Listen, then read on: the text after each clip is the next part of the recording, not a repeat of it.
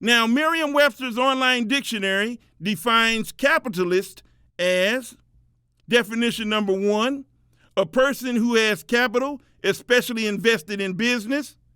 And this definition gives an example of this in the form of industrial capitalists. This definition is also defined broadly as a person of wealth, plutocrat. Definition number 2 is a person who favors capitalism. A plutocrat is defined as a person of wealth.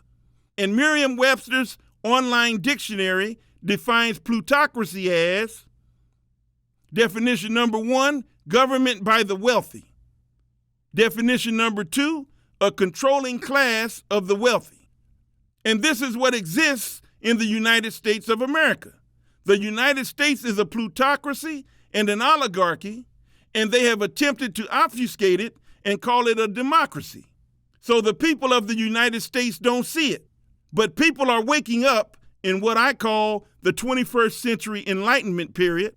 The people see the government corruption that exists, and they are ready for positive change. The government of the United States is supposed to be a government of the people, by the people, and for the people, as stated by President Abraham Lincoln. But this is not the case. The government of the United States is a government of, by, and for the wealthy. And it is a controlling class of the wealthy, as stated in the definition of plutocracy. The government of the United States is also an oligarchy, as you'll see shortly when we look at its definition. Big money special interests are controlling the political process and politics in general in the United States. Politicians exist who are bought and paid for by big money special interests. As a result, they vote yes on legislation in favor of big money special interests over the will of poor and middle class people in the United States. Corporate lobbyists lobby Congress successfully to get legislation passed that will benefit them, to the detriment of poor and middle class people in the United States. Politicians pass tax cuts for the rich. As a result, campaign finance reform and lobby reform are a necessity. Merriam-Webster's online dictionary defines oligarch as a person who belongs to a small group of people who govern or control a country, business, etc. Merriam-Webster's online dictionary defines oligarchy as, definition number 1, government by the few. Definition number 2, a government in which a small group exercises control, especially for corrupt and selfish purposes. And the definition goes on to state also a group exercising such control. Definition number 3, an organization under oligarchic control. This is also what exists in the United States of America. It is a government where the few control the many, and a small group exercises control for corrupt and selfish purposes. The government of the United States is an oligarchy, as a small group of the wealthy control the masses of poor and middle class people through the utilization of big money, with which they buy politicians who have been elected by poor and middle class people who make up the majority of the voting bloc, but the politicians work against the best interests of the poor and middle class people who elected them in favor of the interests of the wealthy who financially support those politicians, in return for those politicians voting in favor of legislation that will benefit the wealthy.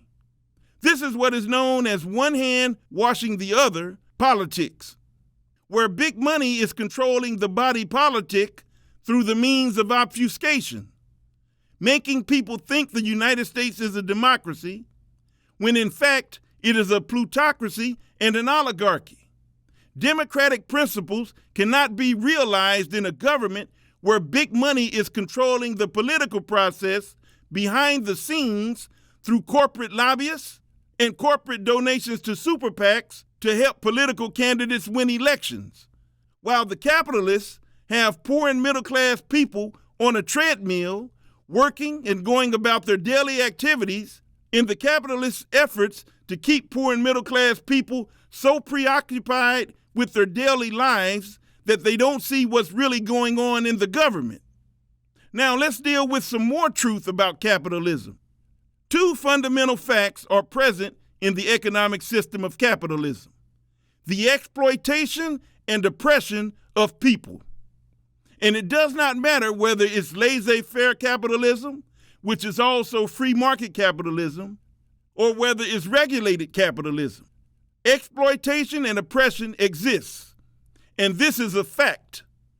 Now, Merriam-Webster's online dictionary defines exploit as, definition number 1, to make productive use of. Definition number 2, to make use of meanly or unfairly for one's own advantage. Merriam-Webster's online dictionary defines oppress as, definition 1A, to crush or burden by abuse of power or authority.